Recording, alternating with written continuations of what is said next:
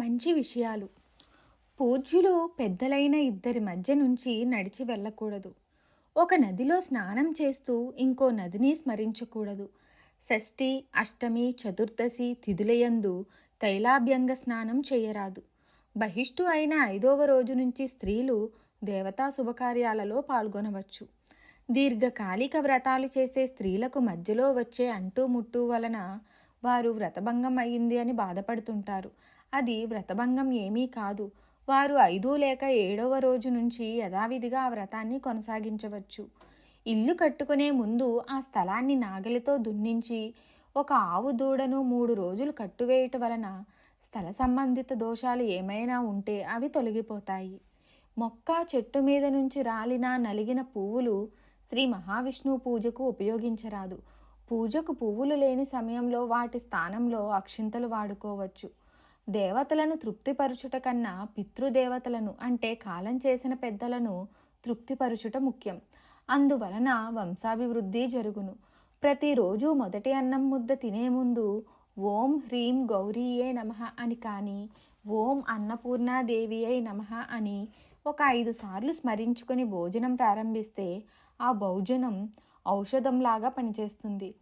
ఆహారానికి ఎటువంటి లోటు లేకుండా దొరుకుతుంది.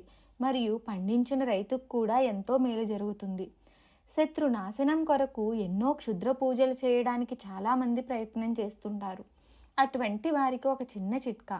ఒక చిన్న శివలింగానికి ప్రతిరోజు ఆవాలు నూనెతో అభిషేకం చేస్తే, అంటే ఎంత చిన్న శివలింగం అయితే అంత మంచిది, శత్రు బాధల నుంచి విముక్తి పొందవచ్చు.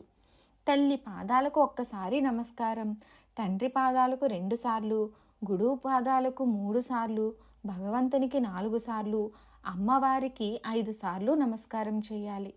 భగవంతునికి మగవారు అయితే సాష్టాంగ నమస్కారం, ఆడవారు అయితే పంచమ నమస్కారం చేయుట శ్రేష్టం.